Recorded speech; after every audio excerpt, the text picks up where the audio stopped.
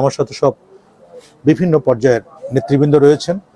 থানার প্রত্যেকটা ইউনিয়ন ওয়ার্ডের খুব অভিজ্ঞ নেতৃবৃন্দ রয়েছেন।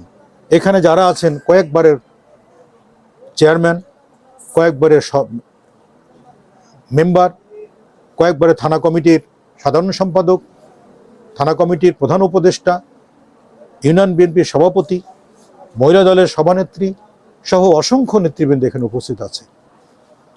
তাদের একটাই বক্তব্য যে আসুন সবাই ঐক্যবদ্ধ হবে।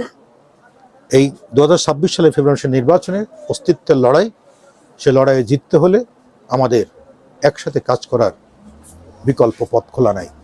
তাই এই ধানের শীষ প্রতীককে বিজয় করার জন্য আমরা ঐক্যমত পোষণ করে তারেক রহমানের বক্তব্যকে সম্মান জানিয়ে, দেশনেত্রী বেগম খালেদা জিয়াকে সম্মান জানিয়ে, আল্লাহ পাক তার বেঁচে থাকতে যেন আমরা এই পুরস্কারটি দিতে পারি, যেন সে একবার দেখে যেতে পারে, সে একবার সুখের হাসি হেসে যেতে পারে যে বাংলাদেশের মানুষ আবার ধানের শীষকে বিজয় করে তাকে তার হৃদয়ের যে চাওয়া সেটি পূরণ করতে সক্ষম হয়েছে। আসুন আমরা সবাই মিলে ঐক্যবদ্ধ কাজ করি।